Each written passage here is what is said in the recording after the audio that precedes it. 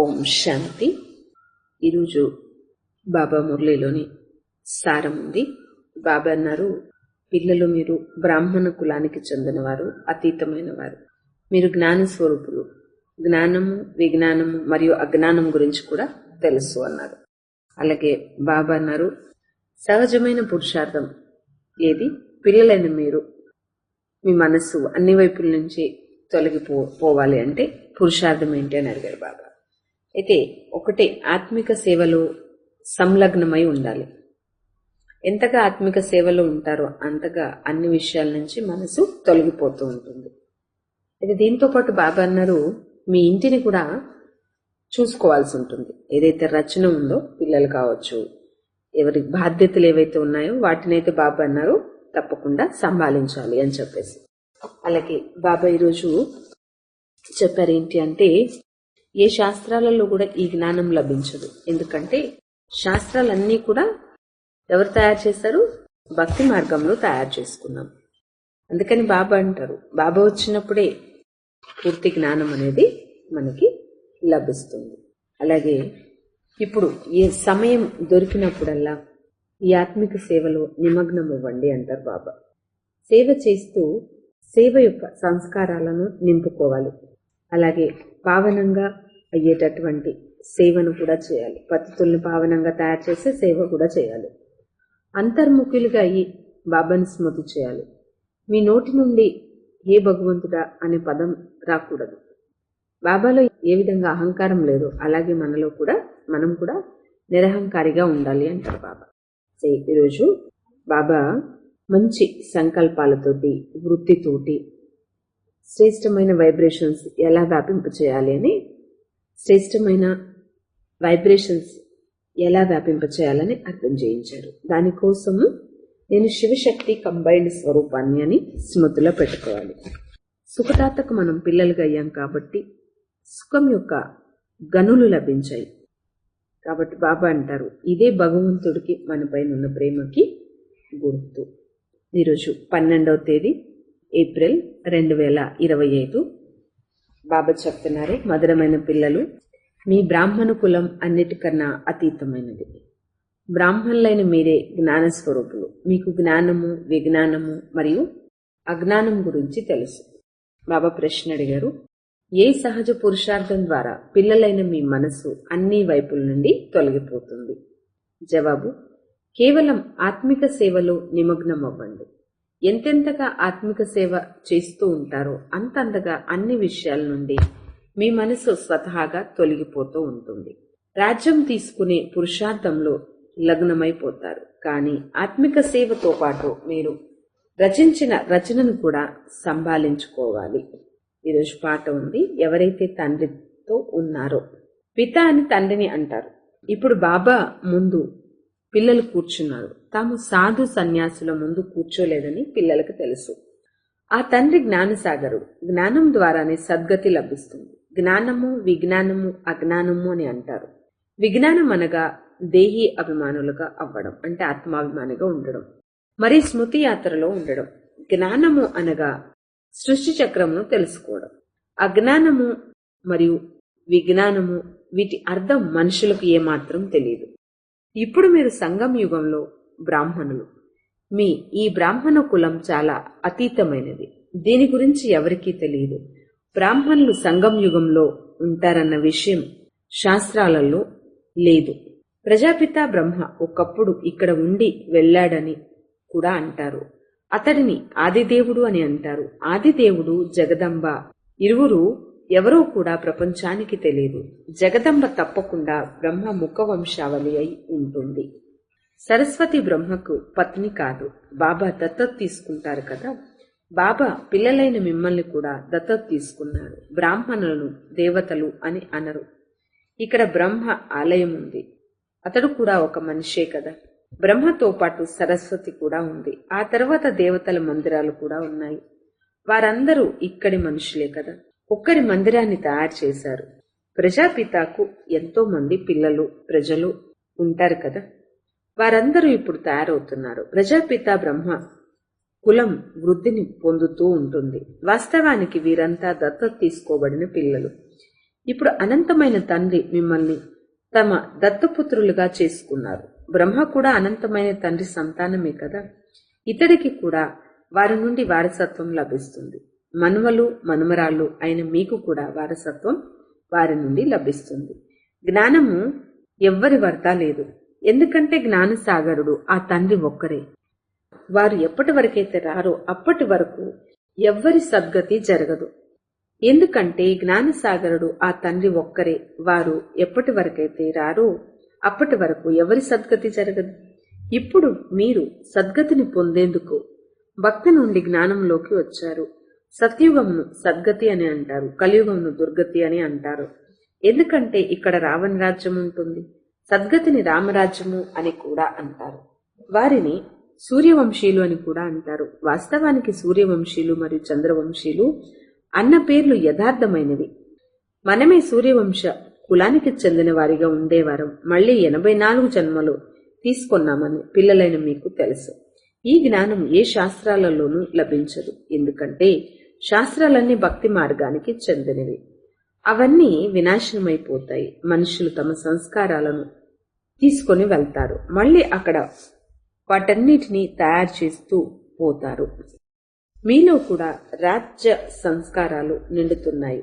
మీరు రాజ్యం చేస్తారు. వైజ్ఞానికులైన వారు ఆ రాజ్యంలోకి వచ్చి వారు నేర్చుకున్న కళలను అక్కడ ప్రదర్శిస్తారు. వారు తప్పకుండా సూర్యవంశీ చంద్రవంశీ రాజ్యంలోకైతే వెళ్తారు. కానీ వారిలో కేవలం సైన్స్ జ్ఞానం మాత్రమే ఉన్న కారణంగా ఆ సంస్కారాలే వారు తీసుకుని వెళ్తారు. అవి కూడా సంస్కారాలే. వారు కూడా పురుషార్థం చేస్తారు. వారి వద్ద ఆ విద్య ఉంది. మీ వద్ద ఈ జ్ఞాన విద్య తప్ప ఇంకే ఇతర విద్యలు లేవు. మీరు బాబా నుండి రాజ్యాన్ని పొందుతారు. వ్యాపార వ్యవహారాల్లో ఆ సంస్కారాలు ఉంటాయి కదా. అక్కడ ఎంత గొడవ ఉంటుంది. కానీ ఎప్పటి వరకైతే వానప్రస్థ అవస్థ ఏర్పడదో అప్పటి వరకు ఇల్లు వాకిళ్ళు సంభాళన చేయాల్సి ఉంటుంది. లేకపోతే పిల్లలను ఎవరు సంభాలిస్తారు? వారంతా ఇక్కడికి వచ్చి కూర్చోలేరు కదా. ఎప్పుడైతే ఈ వ్యాపారాలలో పూర్తిగా నిమగ్నమై ఉంటారో అప్పుడు ఆ బంధనాల నుండి విముక్తులవుతారు. దీనితో పాటు మీ రచన కూడా తప్పకుండా సంభాళన చేయాల్సి ఉంటుంది. రచనను కూడా ఎవరైతే ఆత్మిక సేవలు బాగా నిమగ్నమై ఉంటారో వారి మనస్సు బంధనాల నుండి అతీతమవుతుంది. ఈ ఆత్మిక సేవలో ఎంత సమయం ఇస్తే అంత మంచిది అని భావిస్తారు. పతితుల నుండి పావనంగా తయారయ్యే మార్గమును తెలియజేసేందుకే బాబా వచ్చారు. కావున పిల్లలు కూడా ఇదే సేవను చేయాలి. ప్రతి ఒక్కరి లెక్కాచారమును చూడడం జరుగుతుంది. అనంతమైన తండ్రి కేవలం పతితుల నుండి పావనంగా అయ్యేందుకు దారిని చూపిస్తారు. సలహా ఇవ్వడము, దారిని చూసుకోవడము, ఇవన్నీ ఇతడి పనులు. నన్ను మీ వ్యాపార విషయాలేవి అడగకూడదు అని శివబాబా అంటారు. పతితుల నుండి పావనంగా తయారు చేసేందుకే నన్ను పిలిచారు. కావున ఇతడి ద్వారా తయారు చేస్తాను. ఇతడు కూడా మీకు తండ్రి. కావున ఇతడి సలహాపై కూడా మీరు నడవాలి. బాబా ఆత్మిక మతాన్ని ఇస్తే ఇతడు దైహిక సలహాలు ఇస్తాడు. ఇతడి పైన కూడా ఎన్ని బాధ్యతలున్నాయి అంటే బ్రహ్మబాబా పైన కూడా చాలా బాధ్యతలు ఉన్నాయి కదా. నన్నొక్కడిని స్మృతి చేయండి అని బాబా ఆజ్ఞాపించారని ఇతడు కూడా తెలియజేస్తాడు. కావున బాబా సలహాపై నడవండి. పిల్లలు ఇంకేమైనా అడగాలనుకుంటే, ఉదాహరణకు నా ఉద్యోగంలో ఎలా నడుచుకోవాలని, ఇలాంటి మొదలైన విషయాల గురించి అడగాలనుకుంటే ఈ సాకార బాబాను అడగండి. ఇతడు బాగా అర్థం చేయించగలుగుతాడు. ఇతడు అనుభవజ్ఞుడు అన్ని తెలియజేస్తూ ఉంటాడు. బాబా ఏ విధంగా చేస్తారో అలా వారిని చూసి నేర్చుకోవాలి. బాబా నేర్పిస్తూ ఉంటారు, ఎందుకంటే వారు అందరికన్నా ముందున్నారు. తుఫాన్లన్నీ ముందు వీరి వద్దకే వస్తాయి. కావున అందరికన్నా ఇతడే శక్తివంతమైన వాడు. కావుననే అందరికన్నా ఉన్నత పదవిని పొందుతాడు. మాయ చాలా శక్తివంతంగా అయి యుద్ధం చేస్తుంది. ఇతడు వెంటనే తన సర్వస్వాన్ని వదిలేశాడు. ఇతడికి అటువంటి పాత్ర లభించింది. బాబా ఇతడి ద్వారా ఇలా చేయించారు. అందరితో చేయించేవారు బాబాయే కదా. ఎంతో ఆనందంతో సర్వస్వము వదిలేశారు. సాక్షాత్కారం జరిగింది. దానితో నేను విశ్వానికి యజమానిగా అవుతాను. పైసాకు కూడా కొరగాని ఈ వస్తువును నేనేం చేసుకుంటాను అని భావించారు. వినాశన సాక్షాత్కారం కూడా బాబా చేయించారు. ఇక ఈ పాత ప్రపంచము వినాశనం కాబోతుందని, మళ్లీ మనకు రాజ్యం లభిస్తుందని తెలుసుకున్న వెంటనే వాటన్నిటినీ వదిలేశారు. ఇక ఇప్పుడు బాబా మతంపై నడుచుకోవాలి, నన్ను స్మృతి చేయండి అని బాబా అంటారు. డ్రామానుసారంగా అప్పుడు బట్టి జరిగింది. ఇంతమంది అన్నిటినీ వదిలి ఎందుకు పరిగెత్తారో మనుషులకు తెలియదు. ఇతడు సాధు సన్యాసి అయితే కాదు, ఇతడు సాధారణంగా ఉన్నాడు. ఇతడు ఎవరిని తీసుకొని వెళ్లలేదు. కృష్ణుడికి ఇటువంటి చరిత్ర ఏదీ లేదు. మనుష్య మాత్రలకు మహిమ ఏమీ లేదు. ఒక తండ్రికే మహిమ ఉంది. బాబాయి వచ్చి అందరికీ సుఖాన్ని ఇస్తారు. మీతో మాట్లాడుతూ మీరు ఇక్కడికి ఎవరి వద్దకు వచ్చారు? మీతో మాట్లాడతారు. మీరు ఇక్కడికి ఎవరి వద్దకు వచ్చారు? మీ బుద్ధి పరంధామంలోకి వెళ్తుంది. అలాగే ఇక్కడ కూడా ఉంటుంది. శివబాబా ఉండే స్థానము అదేనని మీకు తెలుసు. మళ్లీ బాబా ఇతడిలోకి వచ్చారు. బాబా ద్వారా మనకి స్వర్గ వారసత్వం లభించాలి. కలియుగం తర్వాత తప్పకుండా స్వర్గం వస్తుంది. కృష్ణుడు బాబా నుండి వారసత్వాన్ని తీసుకుని వెళ్లి రాజ్యం చేసుకుంటాడు. ఇందులో చరిత్ర విషయం ఏమీ లేదు. రాజుకు యువరాజుకు జన్మనిస్తాడు. చదువుకొని ఎదిగి మళ్లీ తన రాజ్య సింహాసనమును అధిష్ఠిస్తాడు. ఇందులో మహిమ లేక చరిత్ర విషయం ఏమీ లేదు. ఉన్నతోన్నతమైన ఒక్క బాబాకే మహిమ ఉంది. వారికే మహిమ ఉంటుంది. ఇతడు కూడా వారి పరిచయాన్ని ఇస్తాడు. బాబా ఇతడి ద్వారా నేను తెలియజేస్తున్నాను అని అంటే మనుషులు ఇతడే అంటున్నాడు అని భావిస్తారు. ఈ విషయాలను పిల్లలైన మీరే అర్థం చేసుకుంటారు. మనుషులెవ్వరినీ భగవంతుడు అని అనడానికి వీల్లేదు. అతడు నిరాకారుడు, పరంధామ నివాసి. మీ బుద్ధి ఇప్పుడు పైకి వెళ్తుంది, అలాగే కిందకు కూడా వస్తుంది. బాబా దూరదేశం నుండి పరాయి దేశంలోకి వచ్చి మిమ్మల్ని చదివించి మళ్ళీ వెళ్ళిపోతారు. నేను ఒక క్షణంలో కిందకు వస్తాను. నాకు ఇక్కడికి రావడంలో సమయం పట్టదని బాబా అంటారు. ఆత్మ కూడా ఒక క్షణంలో ఒక శరీరంను వదిలి ఇంకొక శరీరంలోకి ప్రవేశిస్తుంది. ఆత్మను ఎవ్వరూ చూడలేరు. ఆత్మ చాలా సూక్ష్మమైంది, చాలా తీవ్రగతి కలిగినది. సెకండ్లో జీవన్ముక్తి అనే గాయనం కూడా ఉంది. రావణ రాజ్యము జీవన బంధన రాజ్యము అని అంటారు. రావణ రాజ్యమును జీవన బంధన రాజ్యము అని అంటారు. పిల్లలు జన్మించగానే తండ్రి వారసత్వానికి అధికారులు అవుతారు. అలాగే మీరు కూడా బాబాను గుర్తించడం ద్వారా స్వర్గానికి యజమానులుగా అయ్యారు. మళ్లీ అందులో నెంబరు వారి పదవులైతే పురుషార్థమనుసారంగా ఉంటాయి. లౌకిక తండ్రి మరియు పారలౌకిక తండ్రి అనే ఇద్దరు తండ్రులున్నారని బాబా అర్థం చేయిస్తారు. దుఃఖంలో అందరూ భగవంతుని తలుచుకుంటారు, కానీ సుఖంలో ఎవ్వరు తలుచుకోరన్న గాయనం కూడా ఉంది. భారతవాసీలను మీరు సుఖంగా ఉన్నప్పుడు బాబాను స్మృతి చేయరని మీకు తెలుసు. మళ్లీ మనం 84 జన్మలు తీసుకుంటామని మీకు తెలుసు. ఆత్మలో మాలిన్యము కలవడం ద్వారా పదవి తగ్గిపోతుంది. 16 కళలు సంపూర్ణంగా ఉన్న వారి నుండి 2 కళలు తగ్గిపోతాయి. తక్కువగా పాస్ అయిన కారణంగా రాముడికి బాణాలు చూపించడం జరిగింది. అంతేకాని అతడు స్థూలంగా ధనుస్సేమీ విరవలేదు. ఇది కేవలం ఒక గుర్తుగా చూపించారు. ఇవన్నీ భక్తి మార్గానికి చెందిన విషయాలు. భక్తిలో మనుషులు ఎంతగా భ్రమిస్తూ ఉంటారు. ఇప్పుడు మీకు జ్ఞానం లభించిన కారణంగా మీరు భ్రమించడం సమాప్తైపోయింది. హే శివ్ బాబా అని అనడం ఆర్తితో పిలవడం వంటిది. మీరు ఈ విధంగా పిలవకూడదు. బాబాను స్మృతి చేయాలి. మీరు అలా పిలిచినట్లయితే మీలో భక్తి అంశం ప్రవేశించినట్లే. హే భగవంతుడా అని పిలవడం కూడా భక్తి అలవాటే. బాబాను హే భగవంతుడా అని స్మృతి చేయమని మీకు బాబా చెప్పారా? అంతర్ముఖులై నన్ను స్మృతి చేయండి. మీరు నన్ను స్మరించవలసిన అవసరం కూడా లేదు. స్మరించడం కూడా భక్తి మార్గపు పదమే. మీకు బాబా పరిచయం లభించింది కావున బాబా శ్రీమతంపై నడవండి. లౌకిక దేహదారులైన పిల్లలు తమ తల్లిదండ్రులను స్మృతి చేసినట్లుగా మీరు కూడా బాబాను స్మృతి చేయండి. దేహాభిమానంలో ఉన్న కారణంగా దేహదారులైన తండ్రిని స్మృతి చేస్తారు. పారలౌకిక తండ్రి ఎల్లప్పుడూ దేహి అభిమానిగా ఉంటారు. ఇతరులోకి ప్రవేశించిన వారికి దేహ అభిమానం కలగదు. నేను మీకు జ్ఞానాన్నిచ్చేందుకు ఈ శరీరంను అద్దెకు తీసుకున్నాను. నేను జ్ఞానసాగరుణ్ణే, కానీ జ్ఞానంను ఎలా ఇవ్వగలను? మీరు గర్భంలో ప్రవేశిస్తారు, కానీ నేను గర్భంలోకి ప్రవేశించను. నా గతి మతి అతీతంగా ఉంటుంది. బాబా ఇతడిలోకి ప్రవేశిస్తారు అన్నది కూడా ఎవరికీ తెలియదు. బ్రహ్మ ద్వారా స్థాపన అని కూడా అంటారు. కానీ బ్రహ్మ ద్వారా ఎలా స్థాపన చేస్తారు, ఏ ప్రేరణని ఇస్తారు? నేను సాధారణమైన తనువులోకి వస్తాను అని బాబా అంటారు. ఇతడికి బ్రహ్మ అనే పేరును పెడతాను, ఎందుకంటే ఇతడు సన్యసించాడు కదా. ఇప్పుడు బ్రాహ్మణుల మాల తయారవదని పిల్లలైన మీరు అర్థం చేసుకున్నారు. ఎందుకంటే ఆ మాల ఎప్పుడు తెగిపోతూ ఉంటుంది. ఎప్పుడైతే బ్రాహ్మణులు సంపూర్ణంగా అయిపోతారో అప్పుడు రుద్రమాల తయారవుతుంది. ఆ తర్వాత విష్ణు మాలలోకి వెళ్ళిపోతారు. మాలలోకి వచ్చేందుకు స్మృతి యాత్ర కావాలి. మనం ప్రారంభంలో సతో ప్రధానంగా ఉండేవారమని, మళ్ళీ సతో రజో తమోలలోకి వస్తామని మీ బుద్ధిలో ఇప్పుడు ఉంది. హంసో సోహం అన్న పదముకు అర్థం కూడా ఉంది కదా. ఓం అర్థం వేరు. ఓం అనగా ఆత్మని అని అర్థం.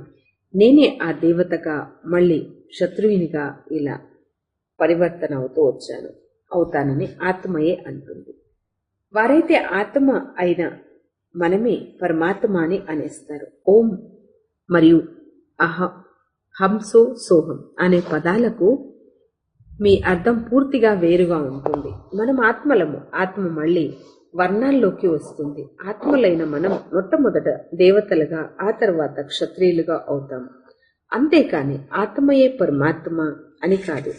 పూర్తిగా అర్థం తెలియని కారణంగా దానికి విపరీతార్థాన్ని చూపించారు. అహం బ్రహ్మశ్వి అని అంటారు. ఇది కూడా తప్పే. నేను రచనకు యజమానిగా అవ్వను అని బాబా అంటారు. ఈ రచనకు మీరే యజమానులు, విశ్వానికి కూడా యజమానులుగా మీరే అవుతారు. బ్రహ్మము కేవలం ఒక తత్వం మాత్రమే. ఆత్మ అయిన మీరు ఈ రచనకు యజమానులుగా అవుతారు. ఇప్పుడు బాబా సర్వవేద శాస్త్రాల యథార్థ సారాన్ని అర్థం తెలియజేస్తున్నారు. సర్వవేద శాస్త్రాలకు యథార్థమైన అర్థాన్ని తెలియజేస్తున్నారు. ఇప్పుడు చదువుతూ ఉండాలి. బాబా మీకు కొత్త కొత్త విషయాలు అర్థం చేయిస్తూ ఉంటారు. భక్తి ఏం చెప్తుందో, జ్ఞానం ఏం చెప్తుందో బాబా పిల్లలకు తెలియజేస్తారు. భక్తి మార్గంలో మందిరాలు నిర్మించి జపతపాలు చేసుకుంటూ మీ వద్ద ఉన్న సంపదనంతటిని వ్యర్థం చేశారు.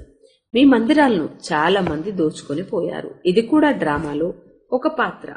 మళ్లీ వారికి ఇవన్నీ లభించాల్సిందే. ఇప్పుడు చూడండి, వారు దానికి ఫలితంగా ఎంతగా మనకిస్తున్నారు. దినప్రదినము రుణాలు పెంచుతూ పోతారు. భారతీయులు కూడా వారి నుండి అలా తీసుకుంటూనే ఉంటారు.